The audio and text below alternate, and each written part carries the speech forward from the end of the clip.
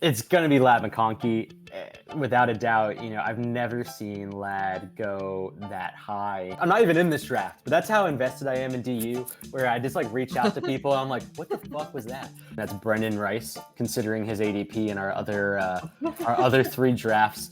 I don't think I did much here to look that smart. It just ended up kind of working out for me. What's going on, guys? Welcome back to our final Dynasty Underdog Listener League draft review. Jake here, joining me as always. This draft was probably one of the most wonky drafts I feel like we got into, and definitely the most atypical of all of the DU drafts that we've reviewed and that we completed of the four drafts. Just highlighting a couple guys like Drake May going so late, JT Sanders where he went, Lad McConkey going so early, Keon Coleman where he went. There's just some head scratchers that I was just really shocked to have occur in our listener league drafts, because these dudes are sharp. They are. We talk to them in the chats all the time. They're sharp. And so, having some of these guys get picked, either what we think is too high, too low, we're not the arbiters of what's right and wrong, but just kind of looking at it based on the market, based on the ADP, it was a little shocking. So, just kind of setting the stage there from a holistic standpoint, from a macro standpoint. Jake, let's zoom in. All right. Take us in a little further. Let me pop up the screen here for us. There you go, Jake. So why don't you share with us a player who you felt was taken just way too high in this draft? Yeah, it's going to be Lad McConkey, without a doubt. I've never seen Lad go that high. The 107. Spoke to the owner after the draft. I'm not even in this draft, but that's how invested I am in DU, where I just reach out to people. And I'm like, what the fuck was that? And he was very honest. He was just like, I want to go grab my guy. And I said, fuck your guy. At the end of the day, where players are going to land in terms of ranges. There's a range of values in which I'm willing to accept someone being drafted in. And so if you do have the 107, trade back into the 109, 110. If you want to take Lad there, by all means, I'm happy with you stretching your hands there. Get in an additional second if that's what you think is the gap. But there's no need to be doing this. There really isn't. And that's why I had Lad going way too high. Who's your guy? And it's funny because, you're saying trade back 3 picks, and that doesn't seem like a lot. But then you're like, yeah, JJ McCarthy and Drake May are there, dude. This is insanity. The value that you had in front of your face in terms of just trade value alone, if you don't even like those players, is next level. So yeah, I definitely agree with that one. For me, JT Sanders, Jatavian Sanders, man, going ahead of Ben Sennett is inexcusable to me. Going ahead of Ricky Pearsall, inexcusable to me. These are first round talents. This guy's a 4th round talent on a team that honestly has way too many targets to go around. Not enough targets to go around. Let me put it that way, right? Not enough targets to go around. So just really didn't love that pick. Don't love the elevation of JT Sanders that I've seen in the majority of drafts. People are still pushing him up and not really taking into account the draft capital and I think his actual skill set. So that's the one for me that was picked far too high. Let's shift gears here a little bit.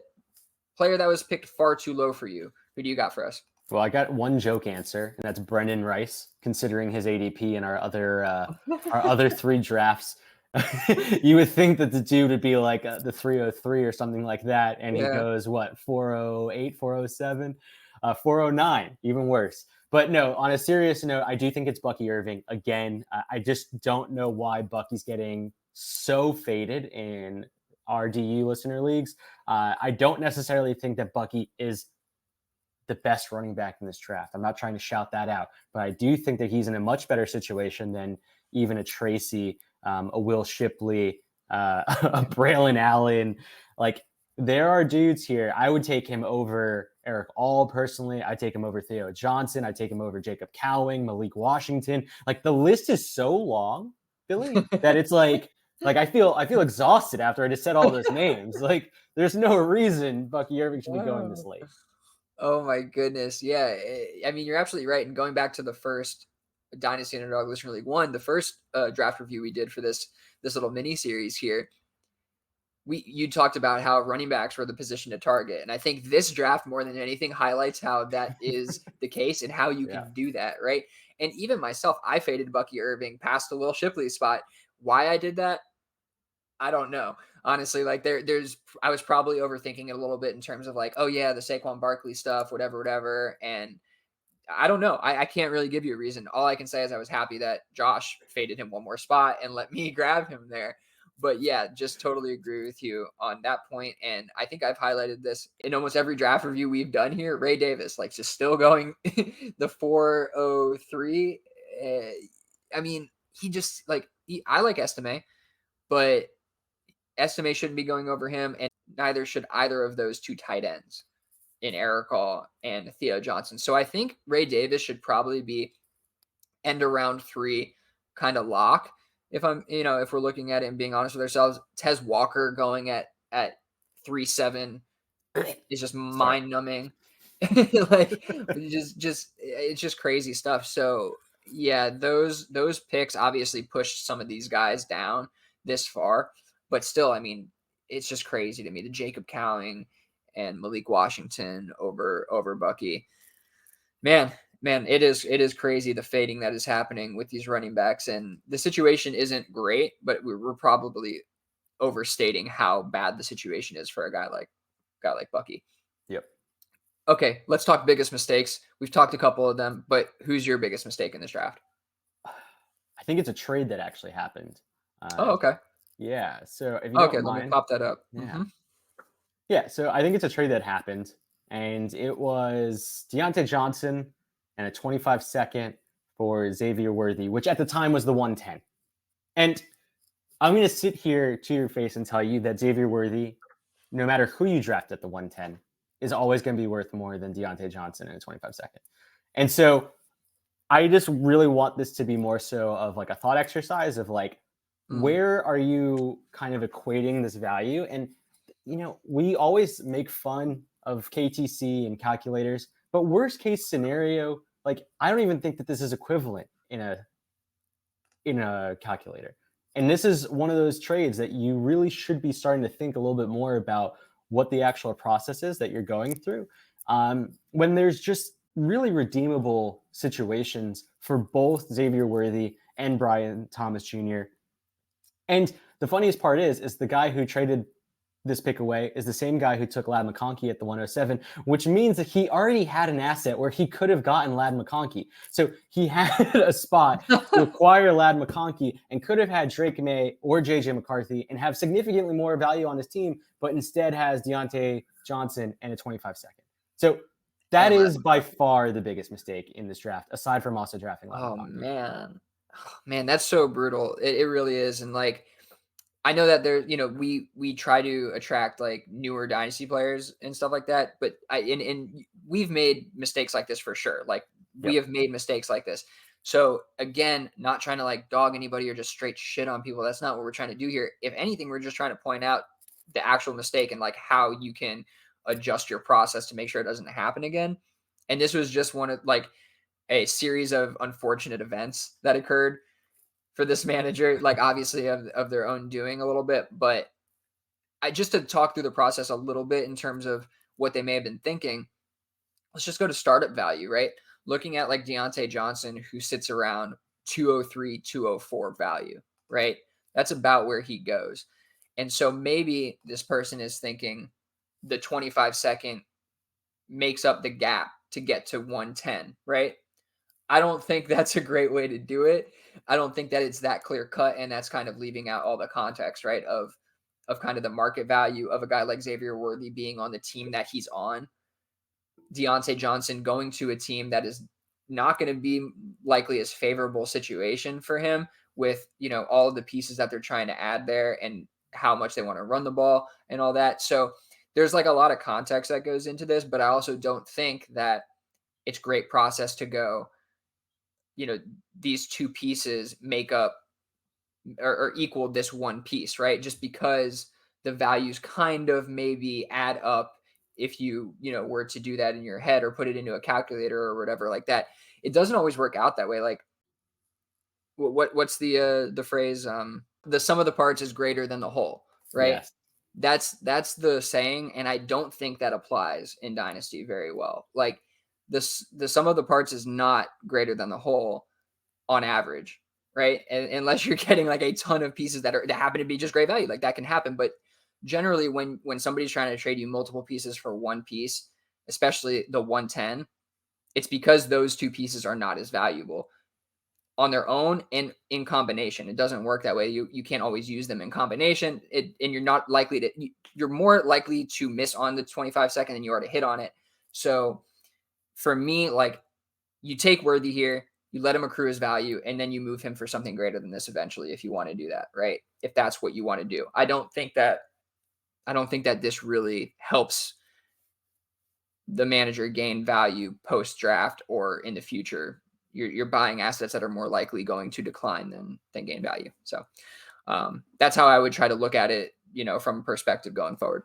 That's actually a really good mistake to point out, Jake. We're kind of hitting on players, but we have had a lot of trades in these drafts, and some of them have been really, beneficial trades, and some of them have not. And I think this was one that we can learn from. So for me, I have to go back to Ladd McConkey. I just do.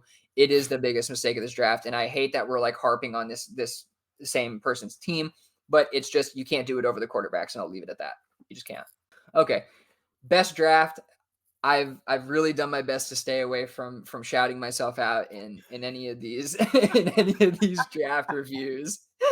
And honestly, I don't think I had the best drafts in our underdog listener leagues for the most part, but I did feel like, just based on kind of how strange the values were in this draft, I ended up coming out looking really, really smart when I don't think I did much here to look that smart. It just ended up kind of working out for me. But being able to secure Drake May at the 109, really, if I wasn't able to do that, I'm not sure that I would have felt like I had the best draft, but it really elevates things for me. So Drake May at the 109, Brooks at the 112, pretty chalk, but Pearsall 209, which I think is, him falling. We have AD Mitchell, JT Sanders, Troy Franklin going before him. Please stop it. Stop. Then I have Then I have Ben Sennett, who just, this is the perfect spot for him, I think, right here at the 210. Leggett 211. I think that's farther than we've seen him fall for the most part. And then I just took some late round running back shots. I probably could have gone Ray Davis over Estime and felt a little bit better about it. Shit happens. So I felt like I had a pretty good draft here. What do you think? Who do you think had the best draft? Yeah, I'm going to shout out our other hosts, Uriah. He's at the 103. And so I think Uriah actually accumulated a lot of very good value across the draft. I do think that there are some misses across the board, but for the most part, it feels very complete, especially because, and this is why I find this draft to be actually more valuable, is understanding the context. So this is a post-startup rookie draft. I think a draft like this is actually really, really smart post-startup. I think if this was year 3, year 4, I would say that he lost in rounds 2, 3, and 4, and I don't think that he actually won. But given that he is now kind of building around additional value, he has a little bit bigger window of margin for me on some of those later round picks. You don't have that same margin in year 3 or 4 of your dynasty draft because you don't get to miss the same way. So that's why I kind of give him a little leeway here, especially on, Rattler, who I think goes probably a little too early, Eric All, who goes a little too early, and Troy Franklin, who goes a little too early.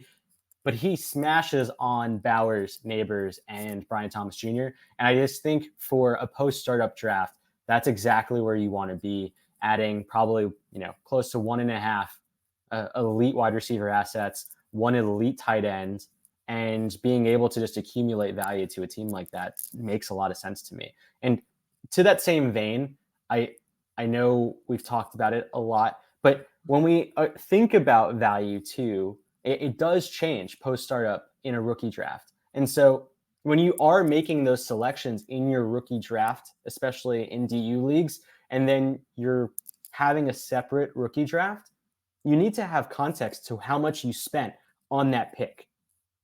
And then put that also back into perspective. If you're unable to do that and you're just taking the pick like it's a free pick, it's not. You wasted other potential value on whatever other veteran was around that. You picked Troy Franklin over, whatever player was there, whatever Deontay Johnson or something, whatever player was Exactly. in that range or something like that. Exactly. And that's the same reason why I think it's really important to start thinking about that in context of these drafts. You do have more margin, but that margin is also shown now to everyone else. So Ladd McConkey being drafted at the 107, it feels even worse because you're comparing the other players that were drafted around the 107 are significantly more valuable than Ladd. Like, you can't go to another owner and say to yourself, hey, like, I'm going to trade you Ladd for, whatever else was around the 107, because everyone else would be like, no, dude, you overdrafted Ladd, and now you have to sit on that loss. For like Devonta Smith, right? Or DJ Moore. Like, you're not going to get that deal done. Yep, exactly. You're not. And this is actually a really, really heady point that Jake picked out here that I've already noted down to kind of have a deeper conversation about, maybe on either our main show or a separate little mini thing that we come up with. But that idea of, most people don't go and look back at like their drafts and all that kind of stuff and do the kind of deep diving that you're doing, Jake. But it's something that people should do, especially with the post startup rookie draft, going back and looking what you spent on that pick versus what you're about to take with that pick. It really matters because of the opportunity cost that was either given up or taken advantage of, depending on what you have available to you at the pick and where you picked it. But something I don't think a lot of people think about, and are definitely not going back and looking and being like, yeah, this is how I should judge this. And it's something that even myself, I don't think I've thought about much. So I really appreciate that point.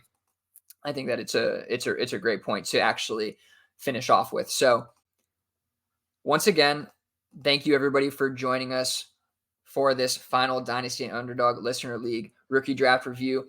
Plan on doing these every year. This was our 4th Listener League. Next year, I plan to add one each year.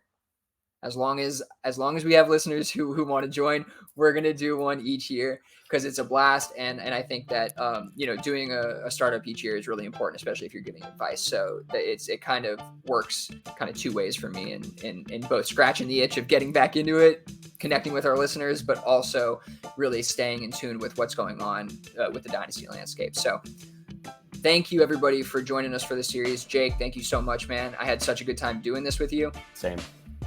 Please, everybody, subscribe to the channel and stay tuned for more. Thank you. Peace out.